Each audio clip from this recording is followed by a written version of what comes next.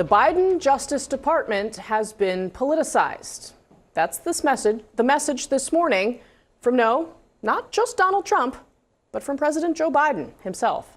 The president issuing a full and unconditional pardon to his son Hunter after repeatedly insisting in public that he wouldn't do it.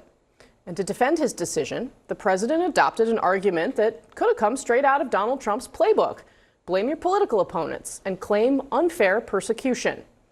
President Biden said this, quote, "The charges in his cases came about only after several of my political opponents in Congress instigated them to attack me and oppose my election." The president adding, quote, "No reasonable person who looks at the facts of Hunter's cases can reach any other conclusion than Hunter was singled out only because he is my son. And that is wrong." End quote. Joe Biden's presidency has been built on broken promises, but none more blatant than his repeated lies about pardoning his son, Hunter.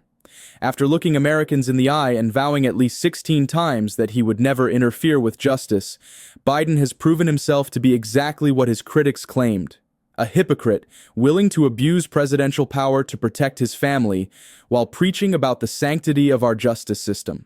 Those solemn promises of letting the legal process play out became worthless the moment pardoning Hunter became politically expedient. Is there any possibility that the president would end up pardoning his son? No. Well, I just said no. I just answered. When would the president pardon or commute his son if he's convicted? So I've answered this question before. It was asked of me not too long ago, a couple of weeks ago, and I was very clear and I said no. You've said before that the president would not pardon his son. Is that still the case? Nothing has changed. That is still the case. And have you ruled out a pardon for your son? Yes. I said I abide by the jury decision. I will do that, and I will not pardon him. The charges against Hunter Biden were serious, touching on both firearms violations, allegations of illicit drug use, and tax issues. The case represented a rare instance where the Justice Department pursued charges against a sitting president's son, leading many to view it as a test of the system's independence. What began as a straightforward prosecution would soon evolve into something far more complex and politically charged. That President Biden is expected to pardon his son, Hunter Biden. The president's son was convicted on all 3 felony charges in June related to the purchase of a revolver in 2018 when prosecutors argued Hunter lied on a mandatory gun purchase form by saying he was not illegally using or addicted to drugs. According to NBC News, the president made the decision this weekend. The scope of Biden's pardon proved to be extraordinarily broad, reaching far beyond the immediate charges at hand. This comprehensive approach raised serious questions about whether the president was attempting to shield his son from future investigations that might emerge from Republican-led congressional inquiries. The timing and breadth of the pardon suggested deeper motivations than simply addressing the current legal challenges. President Biden pardoning his son not just for the gun crimes for which he was convicted and not just for the tax crimes for which he pled guilty. Instead, Biden gave his son an extraordinarily sweeping pardon for any and all crimes he committed, may have committed, or even merely been involved in at any point in the last 10 years. That broad language, unlike any in recent history and reminiscent only of President Gerald Ford's pardon of Richard Nixon for, quote, all offenses against the United States, end quote, that the former president had or may have committed during his entire presidency. Some observers saw the move as directly connected to fears about potential retribution under a future Trump administration. The decision appeared to be driven not just by immediate legal concerns, but by a father's determination to protect his son from what he perceived as potential political persecution. Yeah, I'm a little surprised. I didn't actually think he'd get there till much later in the last couple months of his term. But I do think with some of the nominations that Trump has put up, I think it probably caused a little bit of worry for him. But also I think people have to remember the president has lost 2 children already, and he does not need to lose another one to more political, witch hunts that the president's calling them. He worries about Hunter going to jail. There's a lot of things wrapped up in this. But I think at the end of the day, the president made a decision as a father to keep his son out of jail and out of harm's way moving forward.